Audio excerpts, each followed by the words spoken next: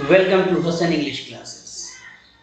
और आप सभी का स्वागत है इस क्लास के अंदर। इस सेशन के अंदर मैं कुछ स्पेशल डिस्कस करने जा रहा हूँ आप लोगों से, और वो है step for making communication effective. इससे पहले वाला एक कम्युनिकेशन का वीडियो था जिसमें मैंने ये बताया था कि कम्युनिकेशन इज वेरी इंपॉर्टेंट, और in other word you can say that communication is everything. Whether you are a student of engineering, medical science, literature, whatever, you need to develop your communication skills. Whether आप English में बात करें, whether आप हिंदी में बात करें, इससे कोई माने नहीं चलता। इम्पोर्टेंट ये है कि आप बात कैसे करें। अब ये तो बात आप जानेंगे कि बात करना इम्पोर्टेंट है, लेकिन उससे ज़्यादा इम्पोर्टेंट एक बात और भी है, वो ये कि आप अपने कम्युनिकेशन को इफेक्टिव कैसे बनाएं। इफेक्टिव कम्युनिकेशन का मतलब ये होता है कि आपके बोलने के बाद, जैसे मैंने ये वीडियो बनाया, तो इस वीडियो को देखने के बाद आपके अंदर कोई चेंजिंग आने लगे, इसको इफेक्टिव कम्युनिकेशन कहते हैं। जिसके बाद ऑडियंस सोचने पे निर्भर कर जाए, सोचने लगे कि अब मुझे क्या करना चाहिए, कौन सी नई चीज़ लानी चाहिए ताकि मेरा कम्युनिकेशन डेवलप हो सके। एक्चुअली आपको खुद को एनालाइज करना है कि आपके अंदर कुछ कमियां हैं या नहीं है। अगर हैं तो हमारा ये वीडियो आपको काफ़ी हेल्पफुल होगा, क्योंकि कमी तो हर इंसान के अंदर होती है, हमारे अंदर भी है, आपके अंदर भी होगी। लेकिन जो कमी को दूर कर दे और कमी को से आगे निकल जाए, वो एक अच्छा इंसान है। तो आज की इस वीडियो को शुरू करने से पहले मैं आपसे एक बात करना चाहूँगा। एक जनरल सा क्वेश्चन है जो आप लोग जानते भी होंगे, behind a successful man there is a woman. ऐसा लोगों का मानना है कि हर कामयाब इंसान के पीछे एक औरत होती है ना। ज़्यादातर लोग इस बात को मानते हैं। वो औरत आपकी माँ भी हो सकती है, आपकी बहन भी हो सकती है, आपकी वाइफ, आपकी बिलवेड, कोई भी हो सकती है। लेकिन मेरा ये मानना नहीं है। वुमेन वुमेन जो है उसके ऊपर मुझे थोड़ा डाउट है, और मैं ये मानता हूँ कि behind a successful man there is sound adviser, कि कामयाब इंसान के पीछे एक साउंड एडवाइजर होता है, अच्छी सलाह देने वाला इंसान। अगर ये सलाह देने वाला आपको अच्छा मिल गया तो आप कामयाबी की तरफ जाएंगे, और गलती से अगर आपका ये सलाहकार खराब मिल गया, या तो खुद ही नॉलेज नहीं है कि डिसीजन किसे कहते हैं, डिसीजन कैसे लेना चाहिए, तो फिर जिंदगी में आप कभी कामयाब नहीं हो पाएंगे, और आपके फेलियरेंस का वो एक रीजन बनेगा, वैसा एडवाइजर जिसके पास खुद ही नॉलेज नहीं है। आप देखिए हिस्ट्री को उठा के, जितने भी बड़े बड़े राजा थे उनके पीछे कोई ना कोई एक जानकार आदमी था। जैसे अकबर कामयाब था इसलिए कि उसके पास बीरबल था, एक बुद्धिमान इंसान था।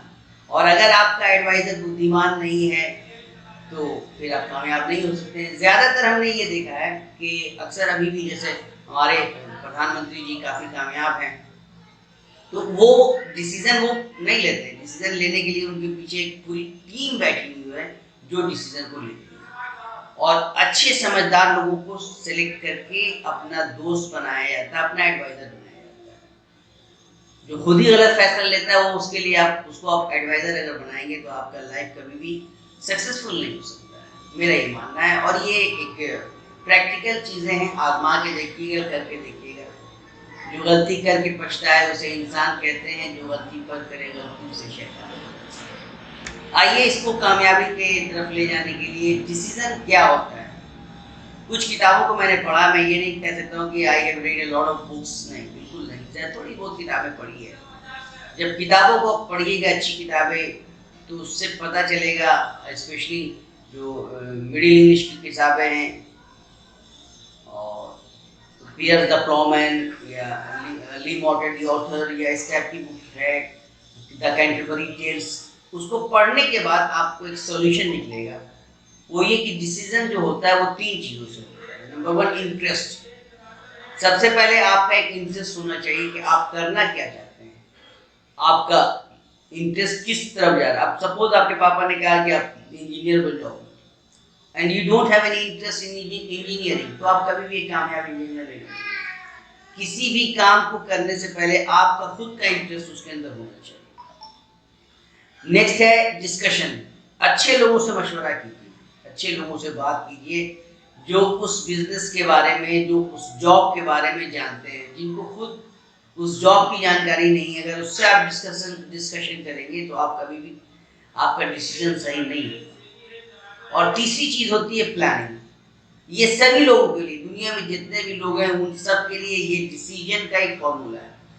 प्लानिंग क्या होता है कि फ्यूचर में मुझे क्या करना है, क्या नहीं करना है, क्या क्या प्रॉब्लम्स आएंगे, उनको कैसे कैसे टैकल करना है, कहाँ पे जाना है, क्या नहीं करना है, किसको हायर करना है, किसको नहीं हायर करना है, किसको, मतलब ये सारी चीज़ों को देख के जो है इंसान जो है एक फैसला लेता है। और याद रखिए ये फॉर्मूला जो है आपके लिए सक्सेसफुल फॉर्मूला होने वाला है इफ़ यू अप्लाई। इसलिए मैं ये कहना चाहता हूँ कि आज का वीडियो लास्ट तक जरूर देखेंगे, क्योंकि आज के वीडियो में बहुत कुछ है आप लोगों के लिए। स्पेशली मैंने बार बार कह दिया कि इंजीनियर्स की भी ज़रूरत कम्युनिकेशन है, मेडिकल साइंस के स्टूडेंट्स की भी ज़रूरत भी कम्युनिकेशन है, लॉ के स्टूडेंट्स की भी ज़रूरत कम्युनिकेशन है। कुछ मेरे स्टूडेंट्स लॉ के स्टूडेंट भी हैं, लॉ कंप्लीटेड भी कर चुके हैं, उन लोगों ने भी कहा कि सर कुछ ना कुछ कम्युनिकेशन के ऊपर हम लोग को देते रहा कीजिए। अब भाई उन लोग मुझे इस लायक समझते हैं कि कुछ सर बताएंगे तो मेरे को बेनिफिट होगा, तो बस आपके सामने बैठ जाता हूँ थोड़ी देर के लिए, थोड़ा टाइम वेस्ट करने के लिए।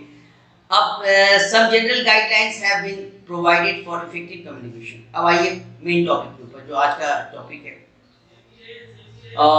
कुछ इफेक्टिव कम्युनिकेशन बनाने के लिए कुछ बातों को ध्यान देना जरूरी है। वो बातें क्या है? Number 1, clarity of idea. बात खुद को क्लियर कीजिए पहले। बात आपके माइंड में क्लियर होना चाहिए, आप बोलना क्या चाहते हैं।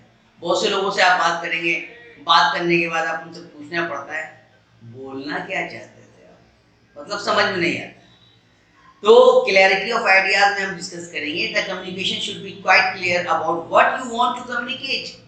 आप क्या बोलना चाहते हैं लोगों से, पहले आप क्लियर हो जाइए। उसके बाद इसीलिए जो अच्छे अच्छे सक्सेसफुल बिजनेसमैन या सक्सेसफुल एंटरप्रेन्योर्स होते हैं, वो सबसे पहले खुद से डिस्कशन करते हैं, खुद से बात करते हैं। वही मेरा जो मैंने इससे पहले फॉर्मूला बताया वही सब जगह होगा। खुद से डिस्कशन करते हैं, खुद से बात करते हैं और कहते हैं कि ये सही होगा कि नहीं सही होगा, ये करना चाहिए कि नहीं करना चाहिए, ऐसा होगा कि नहीं होगा, ये सारी बातों का ध्यान में रखना है। तो इसलिए आइडियाज मस्ट बी क्लियर, या क्लैरिटी ऑफ आइडियाज आपके माइंड में खुद से होना चाहिए। ठीक है। Communication is a process starting with ideation.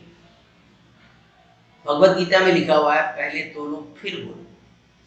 पहले सोचना है क्या करने जा रहे हैं, करें या नहीं करें, बेनिफिट होगा या नहीं होगा, क्योंकि आगे कदम बढ़ाने के बाद पीछे नहीं हटना चाहिए। मैंने डिसाइड किया कि मुझे वीडियो बनाना है अपने लिए।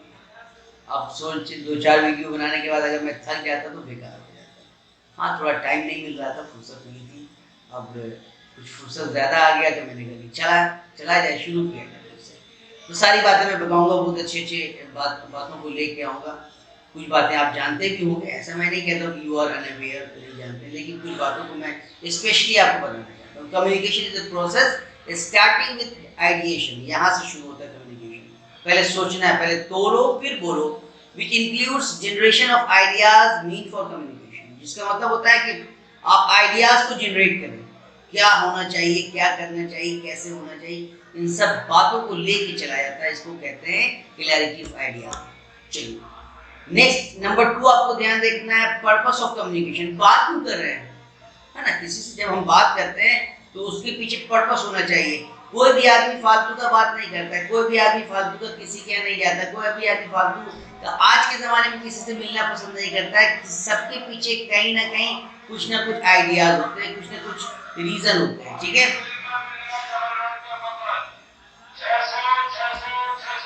The basic purpose of any communication being to get behavioral response from the receiver of the communication। यानी कि जब आप किसी से बात कर रहे होते हैं तो सबसे पहले ये होता है कि रिस्पॉन्स होना चाहिए। किसका? कम्युनिकेशन का रिस्पॉन्स होना चाहिए कि कम्युनिकेशन का रिस्पॉन्स क्या है। ठीक है, कि रिसीवर आपका क्या रिस्पॉन्स कर रहा है, रिसीवर आपको जो है क्या बोल रहा है, क्या कर रहा है। ठीक है, इसको कहते हैं basic purpose of any communication, जिसका मतलब होता है बिहेवियरल रिस्पॉन्स। ठीक है, क्या रिस्पॉन्स हो रहा है जब हम बात करते हैं, तो उसमें कम्युनिकेशन में हमारे रिसीवर का रिस्पॉन्स भी होना चाहिए, तब बातें समझ में आती है। ठीक है। नेक्स्ट है empathy of in communication. Communication में एम्पैथी भी होना चाहिए। The way for effective communication is to be sensitive towards receivers need. जब आप बात कर रहे हैं ना तो आपको अपने ऑडियंस को ध्यान में रखना चाहिए। याद रखिएगा एरिस्टोटल साहब ने कहा है कि there are three main elements of communication. Number 1 sender, number 2 message, number 3 audience और रिसीवर। ये 3 लोगों का होना जरूरी, 3 एलिमेंट का होना जरूरी। पहले आप बोलने वाले होना चाहिए, दूसरा आपके पास कुछ बोलने के लिए होना चाहिए, और तीसरा आपकी बातों को सुनने वाला कोई होना चाहिए। जब कोई सुनने वाला है तो उसके लिए हमको ये ध्यान देना है कि व्हाट इज हिज और हर नीड्स, क्या जरूरत है, क्यों वो मेरे सामने बैठा हुआ है, क्यों उसने मुझे कॉल किया है, कोई बात तो जरूर होगी ना, उसकी फीलिंग्स क्या है।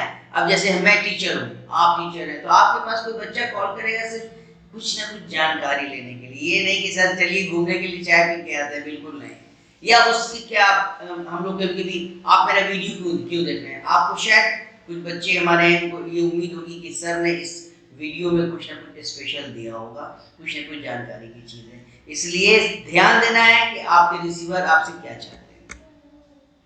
टू वे कम्युनिकेशन, कम्युनिकेशन कभी भी वन वे नहीं होता। Communication is a two way traffic, give and take, action and reaction. देना भी है और लेना भी है, सिर्फ बोलना नहीं है बल्कि आइडियाज को सुनना भी है, लेना भी है। इसलिए communication is a two way traffic and this fact must be realised in communication. Two way communication brings two minds together which is the basic core of any communication. जब आप बात करते हैं ना तो आपके बीच में कम्युनिकेशन में एक सेंडर दूसरा रिसीवर, और दोनों के बीच में कम्युनिकेशन होना चाहिए। Give and take, action and reaction, give and take, action and reaction, ये दोनों चीजें होनी चाहिए। ये नहीं कि सिर्फ भाषण दे के चले गए, अगले आदमी को समझ में आया या नहीं आया इट डजंट मैटर, नहीं, मैटर करता है। आपको ध्यान देना है कि आप क्या बोल रहे हैं, लोगों को पसंद है या नहीं पसंद है। Okay, two way communication involve a continuous dialogue between sender and the receiver of the message. लगातार बातें होनी चाहिए, लगातार, ये नहीं कि एक दिन बात कर लिया अगले दिन भूल गए, एक दिन बात कर लिया अगले दिन भूल गए, नहीं, लगातार कम्युनिकेशन होना चाहिए, तब वो टू वे कम्युनिकेशन कहलाता है, नहीं तो वो वन वे कम्युनिकेशन कहलाएगा। आप किसी से बात करें, एक दिन बात करें, 2 दिन बात करें, उसके बाद अगर आप बात करना छोड़ देते हैं तो वो कम्युनिकेशन ब्रेक डाउन हो जाएगा, खत्म हो जाएगा, कोई मामला नहीं बनता। अच्छा लग रहा ना वीडियो, लास्ट तक जरूर देखेंगे। एप्रोप्रिएट लैंग्वेज, लैंग्वेज का भी होना जरूरी है। अब लैंग्वेज 2 तरह का होता है, वर्बल और नॉन वर्बल। इसके ऊपर भी मैं सोच रहा हूँ बनाने के लिए, बनाऊंगा आप लोगों के लिए। तो वर्बल जिसमें वर्ड्स का यूज होता है, नॉन वर्बल जिसमें बॉडी पार्ट्स का यूज होता है, जिसमें gesture, posture, eye contact, facial expression, ये सारी चीजें, उसका भी एक बहुत बड़ा रोल है, मैं बताऊंगा आप लोग को। The subject matter of communication is transmitted by encoding in it into some symbols. Such symbols may be forms of word, either spoken or written or gesture or others. ये सिंबल्स होता है, words भी एक symbol है, वो आप तक पहुंचाता है क्या बोलना चाह रहे हैं, या फिर आपका जेस्चर, जैसे आप किसी को बोलते हैं हेलो हाउ आर यू, इसका मतलब होता है हाउ आर यू, फाइन, ये भी जेस्चर है, ये भी एक लैंग्वेज है, आप तक ट्रांसमिट करते हैं। तो ये आपको देखना है। अभी 6 महीने के बच्चे को मगर ऐसे करेंगे तो उसको समझ में नहीं आएगा, ये इसको समझने के लिए थोड़ा सेंसेबल होना पड़ेगा। तो ये बातें जानना जरूरी है कि आप किससे बात कर रहे हैं, आपके ऑडियंस का लेवल क्या है। If the words are used, अब एक बार ध्यान देना है कि अगर हम किसी को से बात कर रहे हैं, कम्युनिकेट कर रहे हैं और वर्ड्स का यूज कर रहे हैं, यानी वर्बल कम्युनिकेशन, तो एक नॉन हिंदी, मतलब हमारे बिहार का रहने वाला जो कभी स्कूल कॉलेज नहीं गया, उससे आप कहिए hello mister how do you do, कहेगा क्या बोलते हो यार, समझ में नहीं आता। तो पता चला कि जब हम बात कर रहे हैं तो एट फर्स्ट वी शुड जज द ऑडियंस और the level of audience, weather ही और शी अंडरस्टैंड्स इंग्लिश और नॉट। उसके बाद हम इंग्लिश में बात करेंगे, नहीं तो आप जैसे भाषा को समझते हैं, भाषा जैसी भी समझ में आती है उनकी, उसी भाषा में बात करना है। इंग्लिश बोलना इंपॉर्टेंट नहीं है, कम्युनिकेशन इज इंपॉर्टेंट, ये मैं बोलना चाहता हूँ, ठीक है। तो इसलिए मैंने लिखा है कि the words are used, the language used for communication should be such which is understandable by the receiver। ऐसे लैंग्वेज का यूज करें जो कि ऑडियंस को या रिसीवर को बात समझ में आ जाए। ओके, ठीक है। सपोर्टिंग वर्ड्स विद एक्शन, ज्यादा लंबा वीडियो नहीं हो रहा है, बस बहुत छोटा कंक्लूड कर रहा, मैं जानता हूँ कि इंसान के पास टाइम नहीं है, लेकिन क्या करें, कुछ इंपॉर्टेंट टॉपिक्स से इसको डिस्कस करना भी जरूरी होता है। जो आप बोल रहे हैं उस एक्शन से शो कीजिए, क्योंकि action speaks louder than words. Action speaks louder than words. अब जैसे हमारे प्रधानमंत्री को देखिए, सफाई अभियान के लिए उन्होंने क्या किया, खुद से झाड़ू उठाया और झाड़ू देना शुरू कर दिया। पूरे भारत वाले लोगों को, सिटीजन ऑफ इंडिया को ये एक मैसेज गया कि जब प्रधानमंत्री सफाई कर सकते तो व्हाई डोंट वी। सब लोगों ने अपना महल्ला लोकेशन साफ करना शुरू कर दिया, इसलिए क्योंकि वो जानते थे कि action speaks louder than words. ठीक है, which while communicating the sender may use action to emphasize a point। जब आप कोई बात कर रहे हैं तो अपने एक्शन को शो कीजिए, ताकि the sender must follow the action, उसको लगे कि क्या। उन्होंने बहुत अच्छा एग्जांपल दिया कि मोदी जी को देखिए, सफाई अभियान चलाने के लिए खुद झाड़ू उठाया, सफाई करना शुरू किया, पूरे भारतवर्ष में जो है स्वच्छता अभियान चला। ठीक है, तो मुझे लगता है कि ये छोटा सा वीडियो था, इसको जरूर देखेंगे, लास्ट तक देखिएगा। Thank you very much. और अगर पसंद आया वीडियो आपको